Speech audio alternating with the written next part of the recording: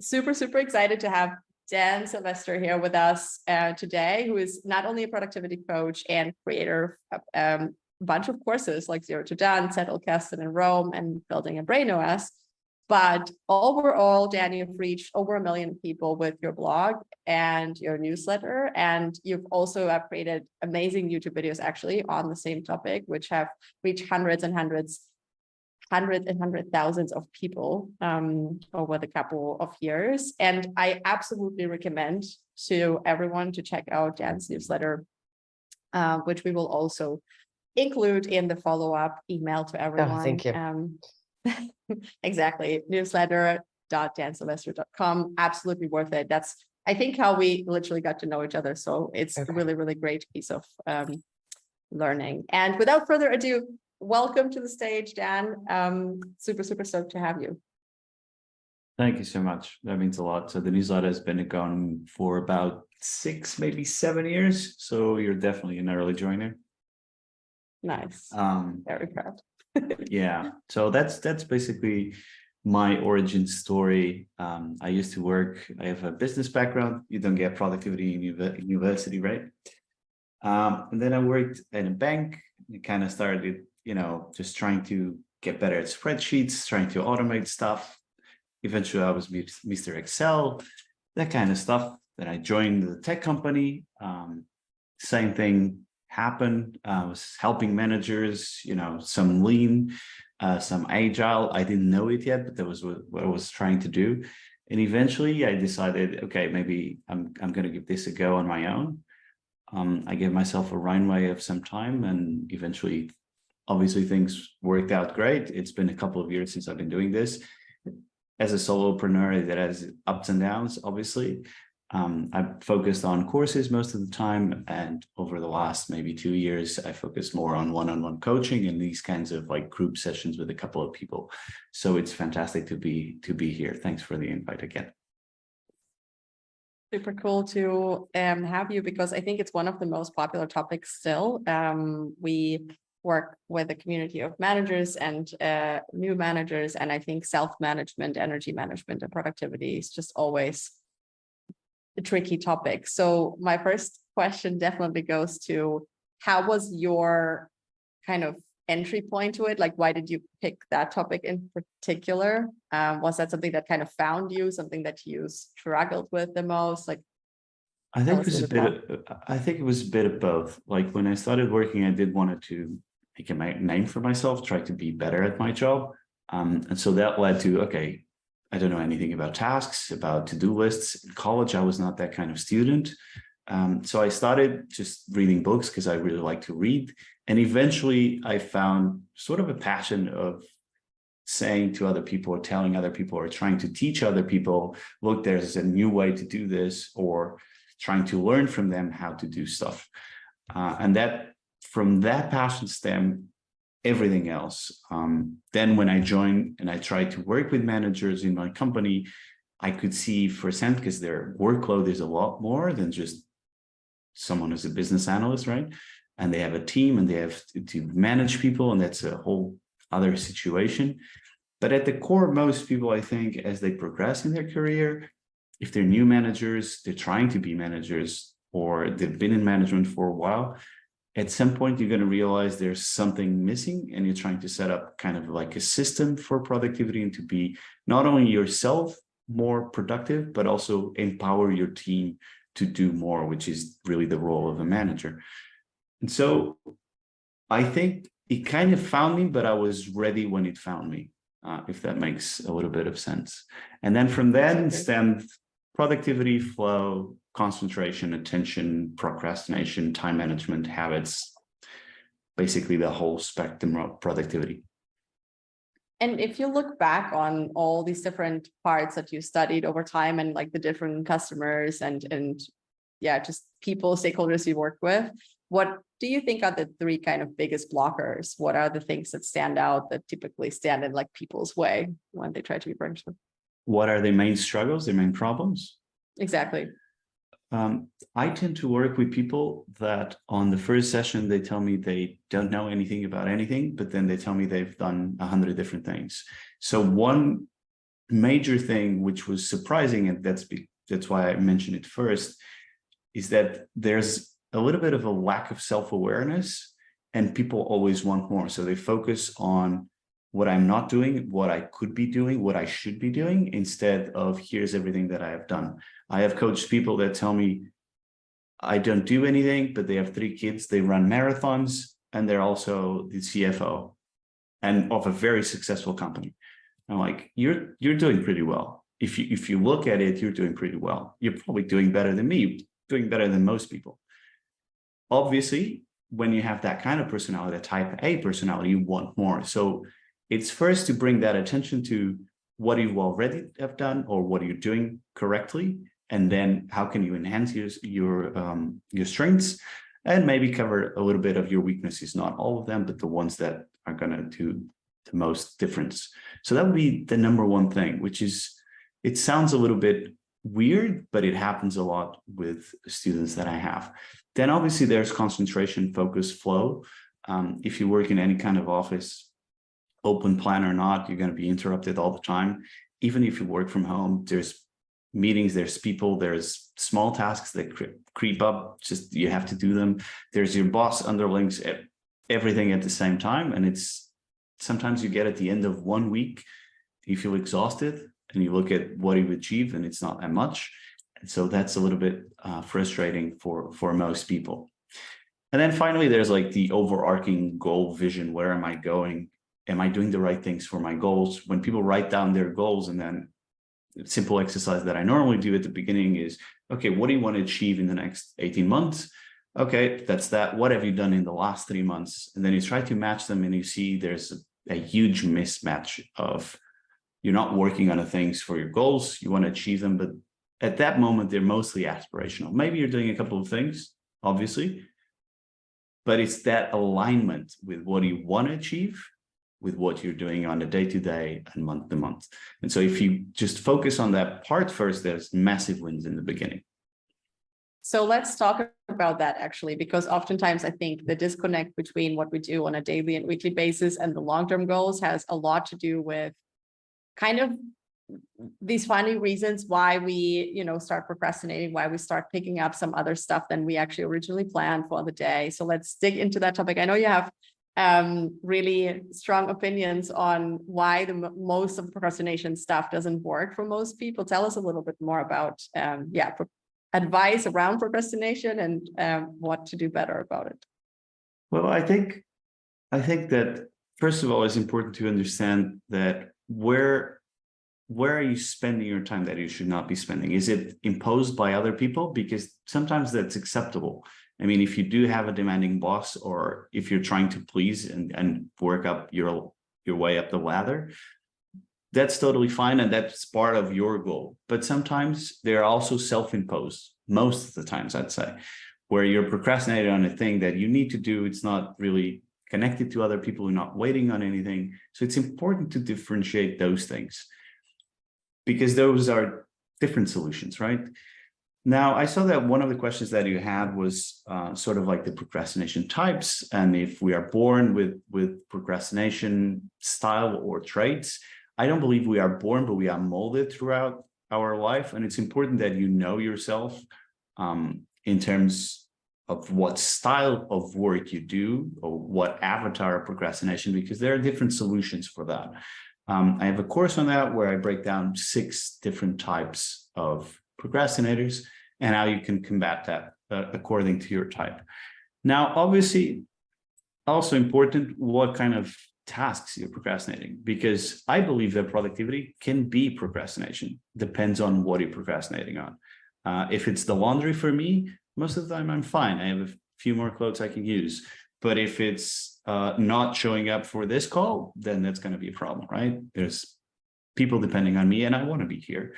So it's important to know what kind of tasks and your style.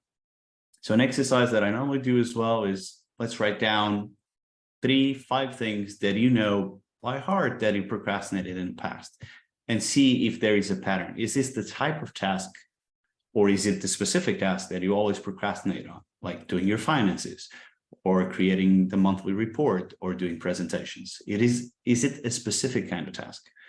Or is it more a little bit random? Does it have to do with energy? Is it in the afternoon? What are the patterns of your procrastination? And once you do that exercise, it's a little bit easier for you to be self-aware. Oh, after lunch, I don't do much because I feel low on energy after lunch. Or is it like the type of task? So those are my go-to exercises in the beginning to kind of understand what's your type and what type of tasks you procrastinate on. And I know that for everyone who wants to check out the types test, we'll send the link in a few minutes in the chat as well, so you can check it out. It's on Dan's website. But could you tell us a little bit more about the types, actually, just to get a feel for what are these like different 6 types? Sure. So open it here because it's been a while.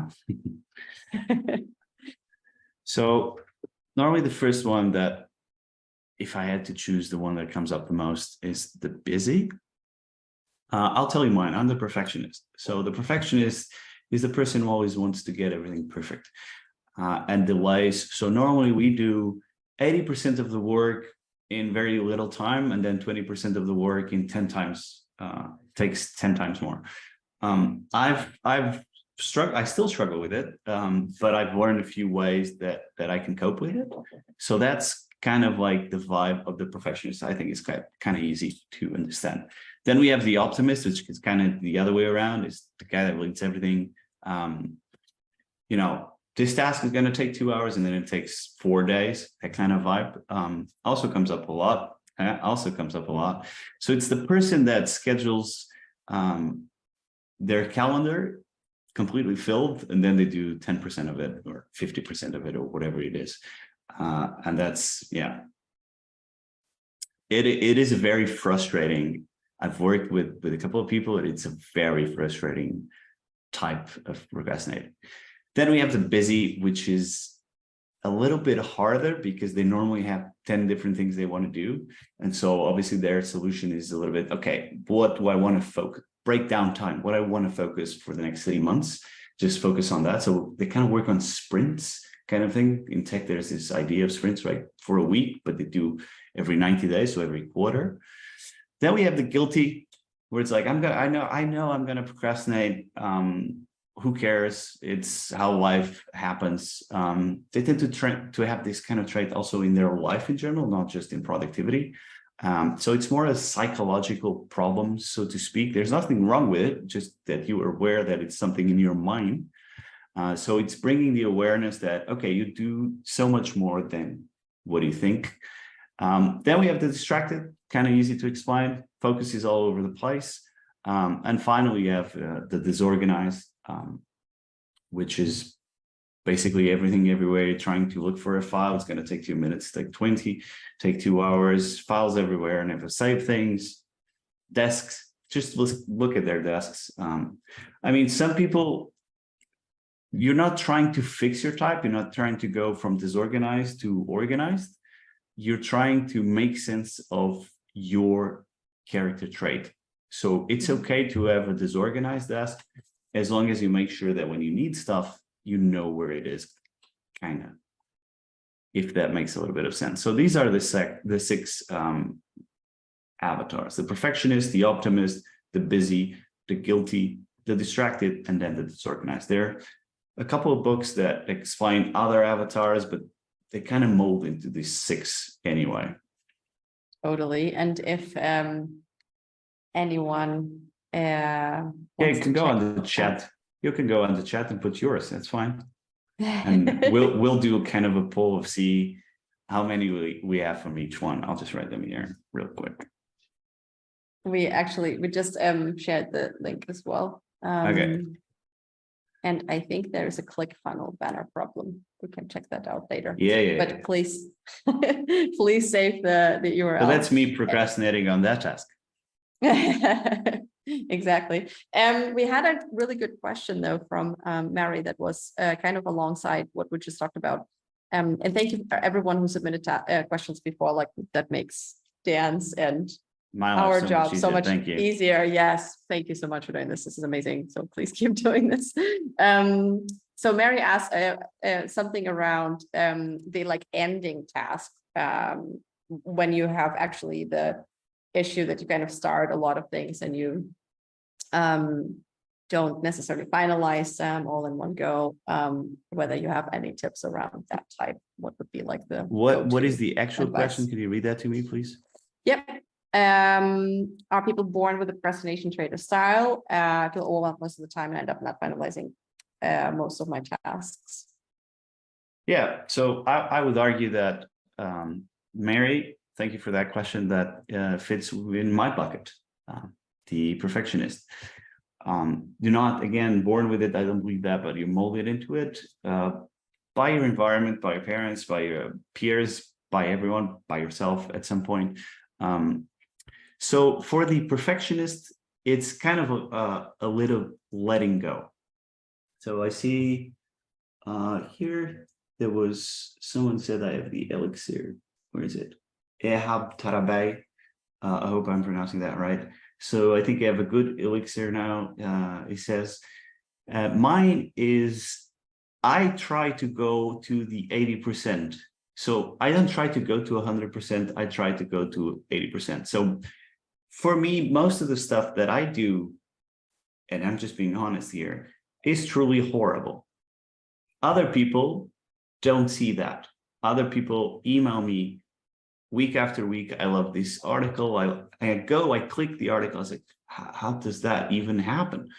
Because I wrote that. I'm aware that that's not great. And I feel like, because I write a lot, I feel writers are like this. They're like, what's your favorite book? And they're like, none. They'll say a book from another author. And then the other author will be like, but that's a terrible book. So the perfectionist is to go until a point where you're satisfied to press, in my lingo, press publish, right? Or deliver this to your boss. And that you gather feedback from it and improve. That is, I guess, the part that is my kind of solution. I do everything live. And so if people say, okay, this was not great, I'll go and fix that. But for 99% or 95% of the things, nothing happens. People like it, people share it, people love it with their colleagues, everyone, fantastic. But if you ask me, no, not great. And I think that's what perfectionists always feel like. So it's kind of letting go. There is no perfection. Do you have any tips on, like, it's scary, right? And I know, I think we probably have all like mixes of a few of these behaviors. I'm sure many people recognize this description now as well. I definitely have that problem as well sometimes. And it's just so scary to jump. How have you like practiced for yourself that you then just basically, like, how do you determine this point where you actually are ready to publish? Well, I didn't for a year. I wrote most of probably my 30 posts before, like a year before. I probably had like 80 ready, and I published, I don't know, a few and then a few more, and people seem to like it. And that kind of gives you a little bit of confidence. And then you publish more and more, right? And it goes like that. I didn't have the confidence to be a coach. I've never coached anyone.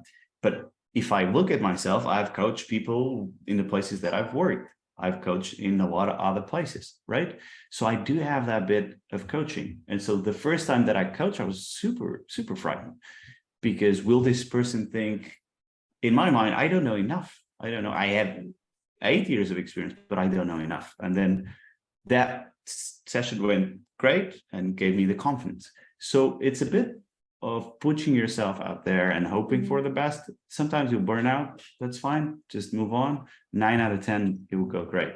I think also for me specifically, maybe this doesn't apply to other people, but sports of repetition work great, because it's easily, you get easily frustrated with like tennis, or if you play anything with squash, repetition, right? Where you're always doing the same stuff.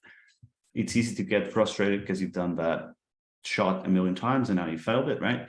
but you start to live with that idea that you're going to fail. Running is also great for this, not in the sense of repetition, but some 8K is going to be easier, some 8K is going to be super frustrating. The idea is that you always go running.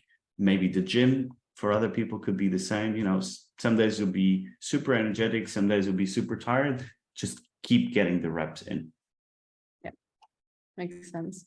We had another one that was also interesting that went around kind of keeping consistency in the change. So the question went like, what are a few reasonable steps to establish new behavior patterns consistently once you recognize what type and behavior? Yeah, so when I read this question, I think a great book on this is Atomic Habits. So the best book on this has been written.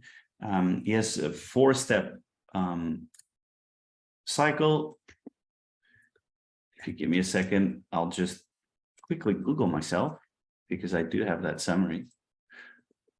Sometimes I Google like a book summary, and I'm like, I should read this book, and then not read, but like a summary, and then I'll find myself. I'm like, good work. Yeah, that happens. Right. So to create a good habit, it has 4 laws: make it obvious, attractive, easy, and satisfying.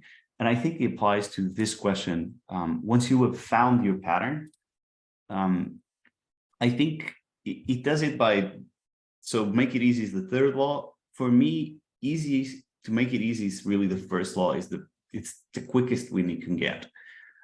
So a couple of things that he recommends here, like reduce friction, so the number of steps.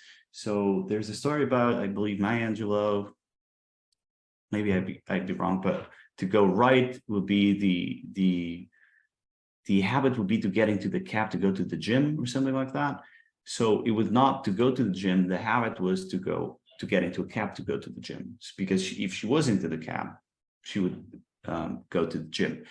So to reduce the friction of starting is something great. For me, it really works with like routines kind of thing. So sitting down, not every morning I want to work, but put down a cup of coffee, put some music, ready to go. So that's like a trigger point for me, right? So there are a couple of things that you can do. You can also design your environment. I've spent, a good amount of time setting up my desk over the last few years to make sure that, it helps me get started, because once you get started, it kind of becomes a little bit easier. I think you have another question on that. So for anyone who wants to go over there, I'll just drop it here. This is the summary of Atomic Habits. I highly recommend that. Most people have read it. It sold a bazillion copies, but it's really a fantastic book. And so the 2 parts of this question, once you recognize your procrastinating behavior, that's the first part, and that's a very important thing. And then the reasonable steps, I would argue, make it easy at first, and then make it obvious. If you want to play guitar, put the guitar next to you, right? Make it attractive. Is there like a gift, like a reward at the end that is not conflicting what we're trying to establish, right? And make it satisfying, sort of like a reinforcement thing that you can use. Yes. I mean, I think there is a lot of things that come to mind around time boxing and things like that when you are actually a perfectionist. It kind of cuts off the time you could spend like perfecting it and so on. So you try to estimate how long would it take you to do the 80%, and then you actually need to ship it. And once you shipped it, you reward yourself in some way. I use Parkinson's law. So Parkinson's law states you're gonna work expenses as the time you were allowed to its completion. I think that's the time expense to fit the work. Yeah, right. So that's like college students, right? They have an exam in 3 months, and they just keep going at it, and then party, and then a week before they study everything. In my case, like a few days before. So I make sure that I have my own thing is like a deadline. So instead of a deadline, I'm going to say, okay, by this Friday, this needs to be done. If it's not done, this is not important. That's the way that I deal with my procrastination thing. So if you join those together and you say, okay, I have a deadline, it's by this Friday, and then you try to time box a little bit less time than you normally think you would need, just to make yourself go quicker. I did this today because I'm doing my finances. So you'll just, you'll just try to go faster. It's kind of like a competition with yourself, and you put a clock. I'm kind of into that vibe. That works for me. Yes. There was a question actually in the chat I wanted to pick up, or it's more of a comment, but I think still interesting. I feel like pre-COVID working in an office environment procrastinated far less than working from home. I now feel like I'm busy procrastinating where I take on too much. I end up with numerous uncompleted tasks per day. Do you have any thoughts on the like working from home pre-COVID self-management world versus like the structured world of an office? Oh yeah. So I'm assuming Jamie didn't work from home before, which was also my case when I transitioned. So I used to work in a bank. The first time that I started working from home was in a totally different project. And the way that in the beginning, I would be super lazy. So the way that I dealt with it was I would put my suit, I would put a tie, I would go into my desk and just get to work. And so my neighbors probably thought I was crazy. So this was in way before COVID, 2015, something like that. So also, I believe I haven't been in this setting myself, but I have a lot of clients or students that have been. I believe that companies also have a toll on this because they give you more tasks, especially companies that are not remote first or have not been remote for some time, but have transitioned to remote and now back to the office. So there are two things here. First is the self, how are you going to combat this? And then there's the company. For the company side of things, is more about trying to say, okay, I have this amount of time. You're asking me these 10 things. I can do 3. Which ones are the most important? So putting the prioritization of your task or your projects on your boss and your manager, whatever that is, to make them understand that, you know, time is not unlimited when you work from home and you're now taking on more tasks than you should or that you have time for. So depending on the manager conversation about that topic, I'm sure they feel you too. So there's some empathy there. So a conversation on that topic. Now on the self, so the things that you can do that, you know, are not influencing other people. You got to ask yourself, do I really have more tasks or was I more focused in the office and now I'm more distracted at home? Because when you're at home, you look at your clothes, okay, I'm going to do some laundry. Then you do lunch. Maybe you eat outside when you're in the office or you take your lunch and takes less time.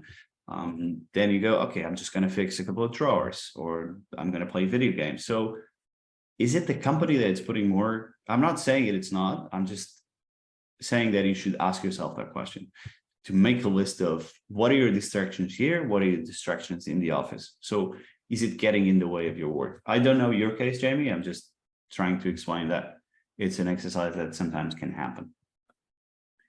However, I would say that most companies, it's a different work mode. There's no FaceTime, so there's more tasks. I understand that. So it's a bit of self and a bit talking with your company to try, hopefully, to make them understand that you're not superhuman. Let's talk a little bit about the other type, the one that kind of where you have long-term goals and long-term projects that you know are important, but you let kind of the daily small tasks get in the way and derail the work on the kind of more longer term important projects. Do you have any tips on that pattern? Yeah, before that, there's Dara here that has a couple of procrastination questions. I use them too, so that's fantastic. One that I really, really like in my case, are you self-sabotaging? Because in my case, most of the times the answer is yes. Why is this not being done? Is it the fear of doing it or publishing it or something like that? And probably is. So if you have a list of questions like that, it's a great idea. There are a couple of websites that you can find. I think Tin Fairies has a couple of questions or just productivity questions in general. I don't use them every week in procrastination when I'm procrastinating, but I have a couple on a week review on Friday that I say, okay, I'm going to ask these questions, see what went right, what are the highlights, what went wrong. And then every month and every quarter, I do a bit of more extensive and I do some kind of journaling. So I just wanted to thank Dara for sharing those questions. Those are very valuable. As for the small tasks creeping in the way of big tasks, time is limited. The way that I think about this is that you have Legos, right? You have 10 Legos. 10 Legos are your time. There's a great video by Casey Neistat about this. I think it's about time management, Casey Neistat, if you look it up. Whereas building blocks, right? And you have building blocks about big projects, and then you have blocks about small things. So which ones do you want to do? Do you want to focus on the big things, whatever that may be for you, on the important things, or everything else? Now, this is in a fantastic world where you get to do everything that you want to do, right? That's unfortunately not how it works. So the way to do it, in my experience and working with other people, is what are the blocks that are unavoidable for your progression or for your boss or for your company? And what are the ones that you can just kind of like delay? Because I think productivity is really about strategic procrastination, where you're not going to do a couple of things deliberately because you're focusing on everything else. Because we only have 24 hours a day. There's people doing amazing things in 24 hours. So the way to achieve that is really just focus on a couple of things. So think about the tasks that you've been given. And sometimes, depending on the manager, you can ask back, how does this fit into goal X or goal Y? We're trying to increase our subscriber rate or the number of people that attend these kind of QAs. How does this fit into that? And let them explain to you. And if it's a good explanation, now you know for the next time. And if it's not a good explanation, again, depending on the manager, you can fight back and say, what about doing this instead? Or I'm also already doing this, and I think this is a better thing, instead of what are you proposing to achieve that goal? Obviously, not all managers are super comprehensive. Not everyone, has that kind of like, I don't know the word in English, but that kind of like, I am missing the word here. But anyway, open for criticism, maybe, or open for pushback. Yeah, I mean, or kind of like managing with someone who's on their team, I guess.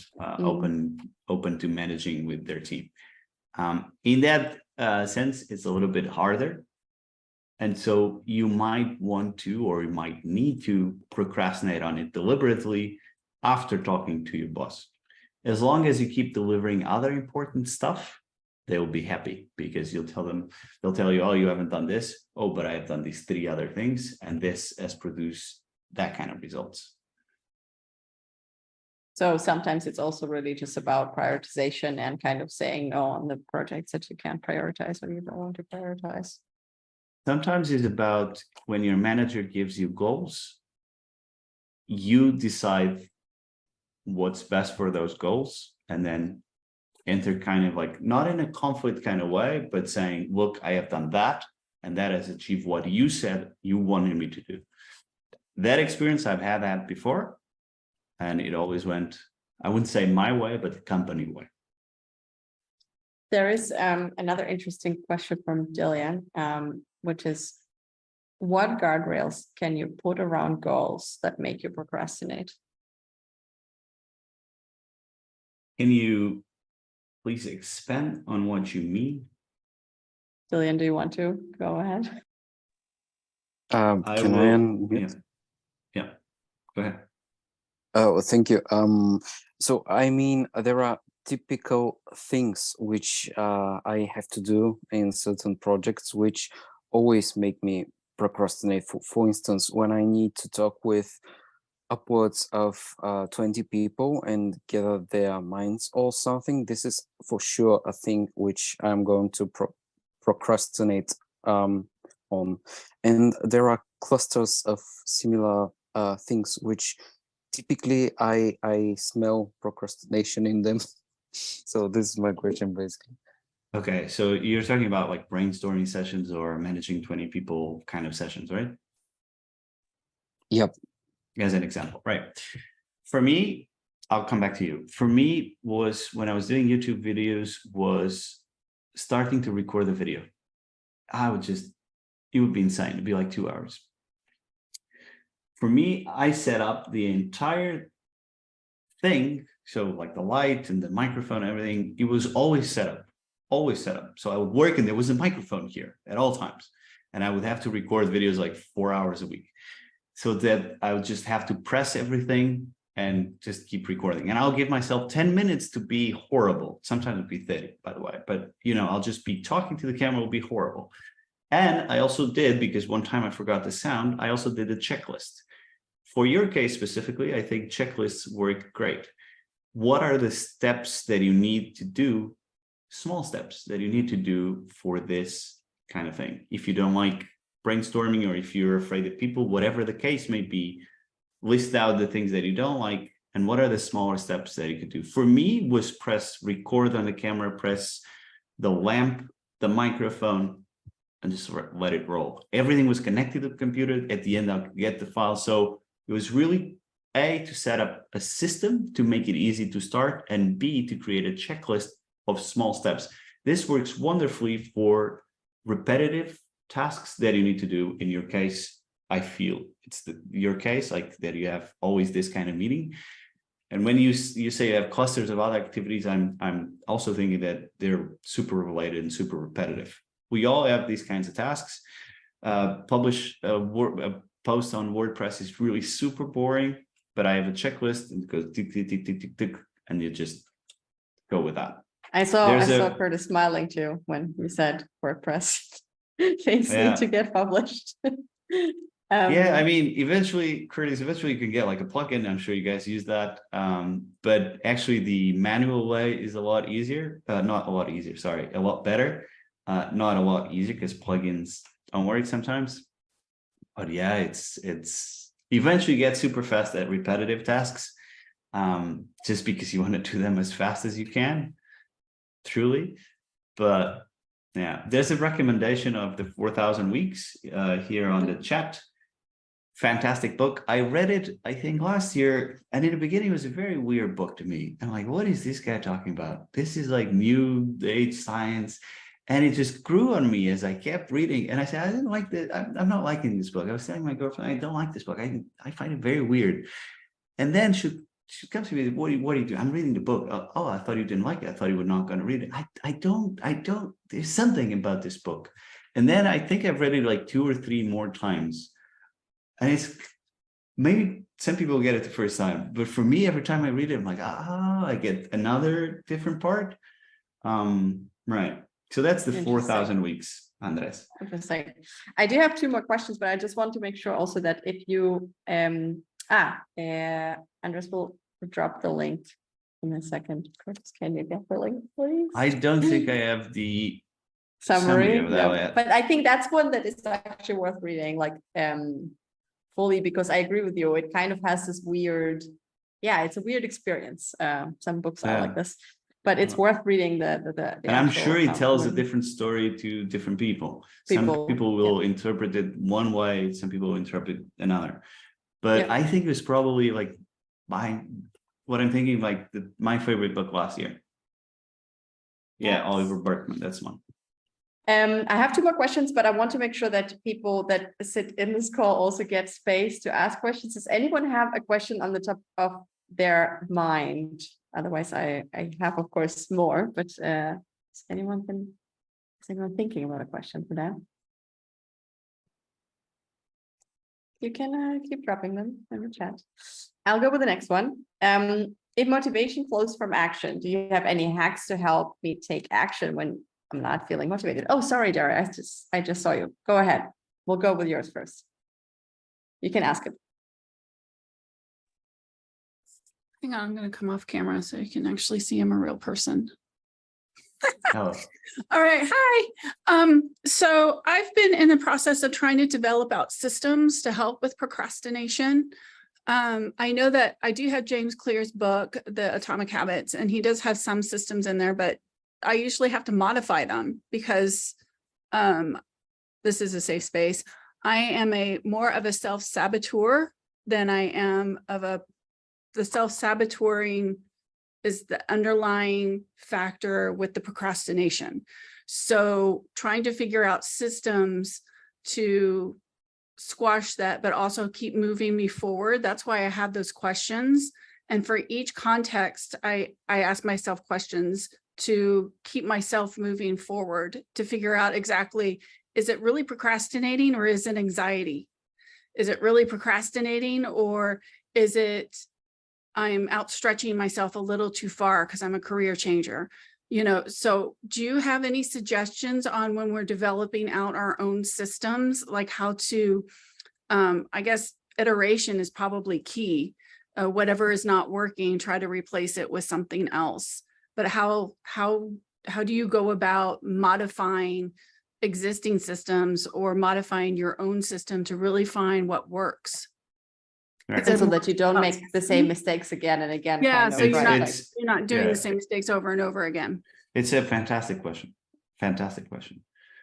Right up my alley, very, very geeky, and that's a good thing. You should change things. Systems designed by other people work for other people. Maybe they work for you as coming off the shelf. That's fantastic, but most of the time it's not. I've changed my systems hundreds and hundreds of times. So the shorter that you can have a feedback cycle on how your system is working, and this is system thinking, the better your system is going to be. So the quicker you can be on your iterations.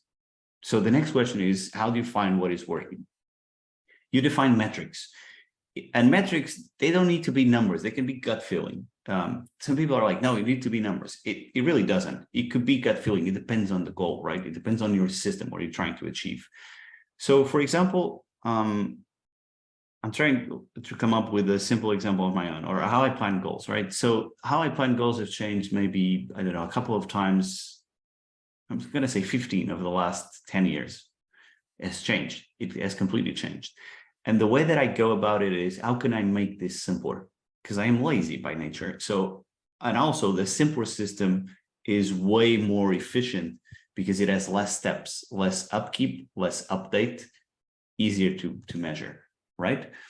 So how can you make your system a lot simpler? By gathering the feedback, you can adjust what do you mean, right? Obviously, this is all very theoretical. Without an example, it's hard, but I think you get what I mean. The other part of your question that caught my attention is that you're a self-saboteur. I understand that. I empathize with that. I'm also, as I told everyone before, a little bit like that. I have just come back from a 8-month vacation backpacking around South America. I do this every day, right? So it was a big step. I've done this in the past, but not as my own employee, let's call it that, my solopreneur. So it was a big thing. Okay, I'm going to shut everything down and I'm going to go travel, right? Who am I to think that? So the exercise that I really like to do, and I've done it with so many people, it's called fear setting. It's an exercise first shared by Tim Ferriss, and it's one of those that is so good I haven't changed anything. And fear setting is really saying, okay, what am I really afraid of? And you can do this with a couple of pieces of paper, columns, pages, everything that needs to be done. There's a TED Talk about it that it talks about it. It's fantastic. I've just dropped the link there. This is the exercise that I recommend most people. My girlfriend decided to take a gap year as well. She's a doctor. It's not really something that doctors do. We did fear setting, and after 2 hours, she's like, okay, this is a good idea. It's really about putting down on paper, what are you afraid of? And are things really, really going to go that wrong? Or is it just your mind going on, just spinning around out of control? Because most of the times, sometimes you'll find, yeah, this is actually not a good idea. And it's great. Now you know. But most of the times you'll find it's a great idea. So in systems, iterate as fast as you can, measure numbers or gut feeling, it really doesn't matter. And then make sure that you shorten the cycle so that you can iterate. At the end, you want to get the simplest system that you can. Also, just as a side note, not everything needs systems. When people start doing systems, after a while, they start to build a system for everything. I was that person. Nowadays, I believe, focus on a few systems for a few things. The things that matter the most. And maybe you'll drop a system sometimes and you add a new one, but it's important to keep that balance. again, this fits into my perfectionist kind of vibe that I want everything to be perfect. So everything has to have a system. Not really. It doesn't. No, I like that. I also like your idea of like writing things down, and because you mentioned journaling earlier. Yeah. I think what happens to a lot of us, well, people I have spoken to about this in the past, if we don't write down what we think, what the outcome that we want, so we can self-actualize, or if we don't write down our fears, if we don't come up with a story, our brain is going to come up with a story on its own. That is something that Brene Brown talks about when it comes to fear. So I think journaling would actually, in this case, would be an added value. This is not my field of expertise, but I've read a lot of books on that, and the theme keeps popping up. And so I do a lot of writing. I do writing for normally by hand, right? I do journaling where I write thoughts. Sometimes I have prompts, not always, but sometimes I have prompts. And I go, it's like a molluscan, a big molluscan. I go read that in an entry from 2017 about problems in life.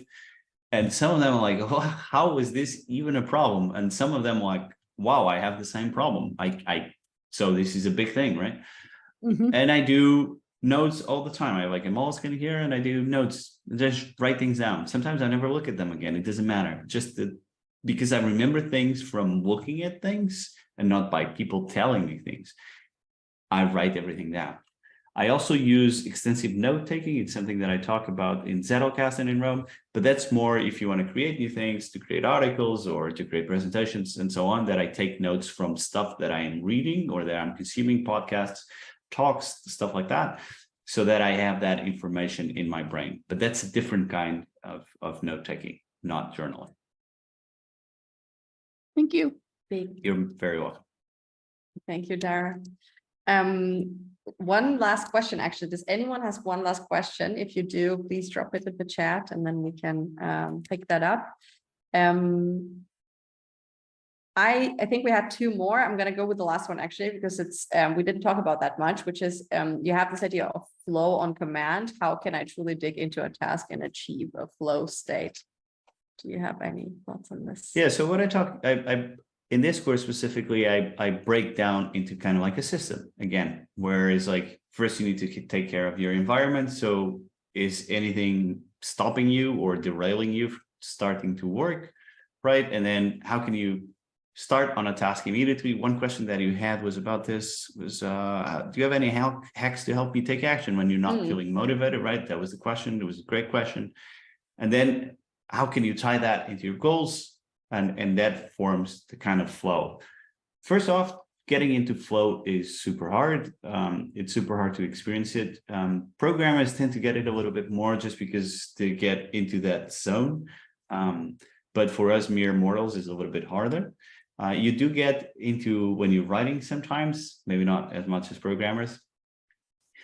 But I do believe that flows stems from action. So if you start working on something, eventually you're going to get good.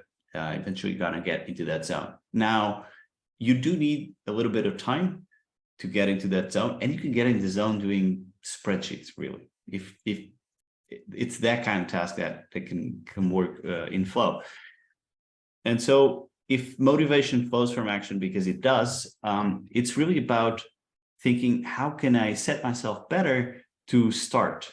Because once you start and you get engaged in the task and you're not distracted, eventually you might get into flow. So two things: one, get started, and two, to not be distracted.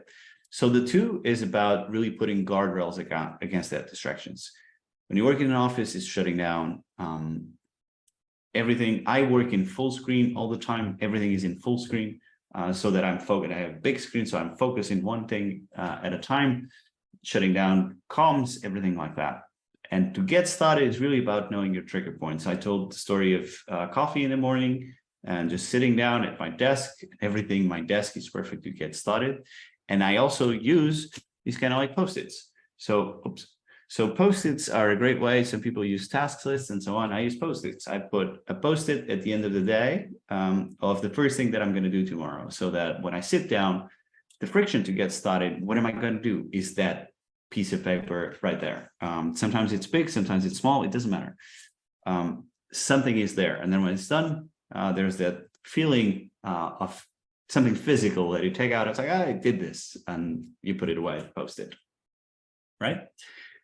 So it's about knowing your trigger points. These are mine. Once you find yours, you can repeat that. You can repeat the behavior. If it's not coffee, maybe it's tea. If it's not tea, maybe it's water. Maybe it's nothing at all.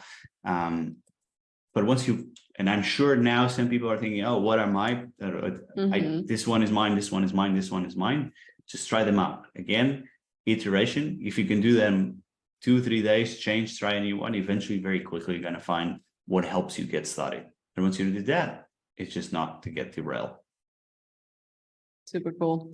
Thank you so much. I mean, I had no idea that an hour passed, even though I'm supposed to be watching time. All right, then. Lightning debriefs are difficult on the spot. I've got that's lots. totally fair.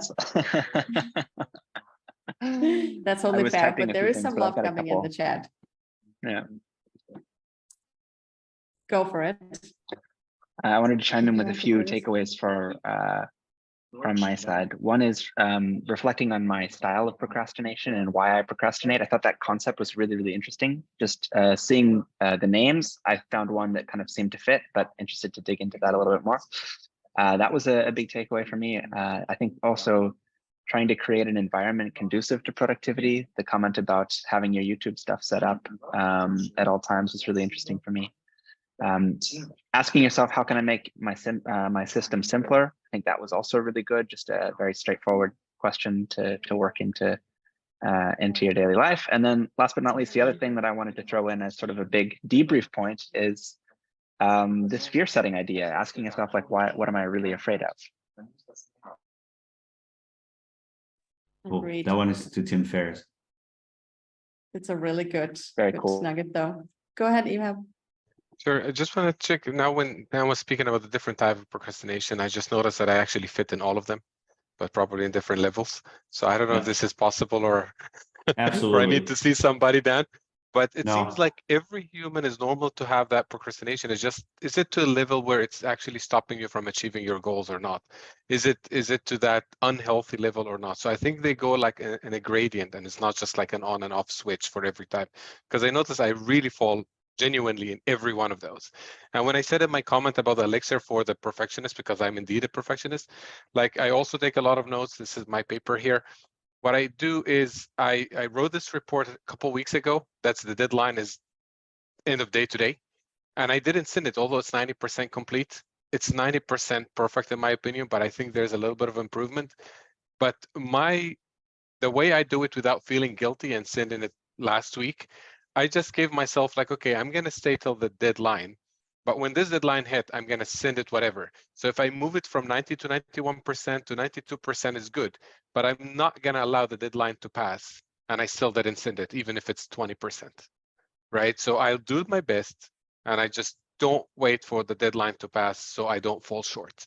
But I'll still allow myself to procrastinate, but stay on the healthy and safe side. That's a good hack, because you do have an imposed deadline by someone else. And then if you, you can say, okay, I have this deadline, I'm going to do it 3 days before it's going to be complete. And then I'm going to allow myself that time frame to just adjust things or not really touch it at all. That's fantastic. That's a great idea. Most of the deadlines are imposed by me.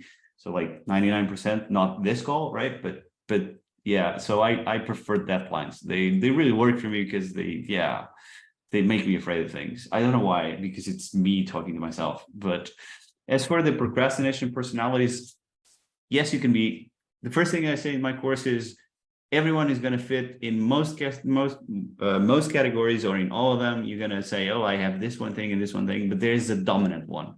So first fix the dominant one, then come back and read everything else. And you're going to take some things maybe from others that are going to help you, but there is definitely a dominant one. And that one tends to be for some time. It could change maybe year on year, but it can. It normally stays the same for a long period of time.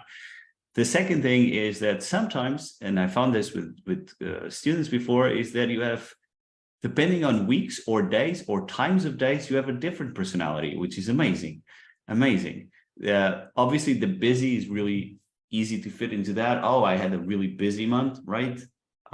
But like the disorganized, there are some people that I've worked with that are disorganized on a Friday. And that's okay too. They say, no, from Monday to Thursday, everything's great. But by Friday, oh my God, everything goes. And then the weekend goes to waste. So absolutely can fit into all the personalities, but there is a dominant one. And when you find yours, you can fix that one first and then go with the rest, if that makes sense. That makes a lot of sense. Thanks, Dan. But fear not, you're not alone at all. Yeah, and in the other one, there is something that I'm just going to share in here real quick. I'm just going to take a second. It made a lot of difference to me when I heard it the first time and I thought about it as great. It is when you say no to something, you're saying yes to something else. Yeah. And for the procrastination who are very busy and they get, I love the challenge, so I say yes to everything. Would you do this? Yes, I would love to. Would you say? Then I noticed that I said yes for a lot of things that are going to happen at the same time in different places, and it's impossible to fulfill them all. Then I noticed that you don't have to feel bad to say no, not even against yourself, because you're really saying yes to something else. No, I don't want to go out, but I'm saying yes to play with my 2-year-old son. No, Right. I don't want to play with my 2-year-old son, but I'm saying yes to work more. So every time you say no, just in the back of your head, just remember that you're actually saying yes to something else. So just know what is that thing yes, and is it worth it or not? That made a difference in my life, and I'm sharing it here. It's normally Super good what I share with busy people, because busy people are normally really hard to break into that shell because they are busy, they know they're busy. They don't want to be busy, but they keep being busy because they love being busy and they don't realize this. And so one of the things that I share to them is like, every time you say yes, you're saying no to everything else. And it's a sentence that some people are like, wow, okay.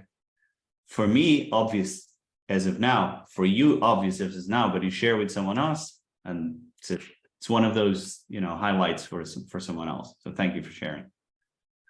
Super good. Very good last minute nugget there. I was going to say, good note to end on. Really good one. Yeah, definitely. Thank you so much for staying a few minutes longer, everyone. Thank you, Dan.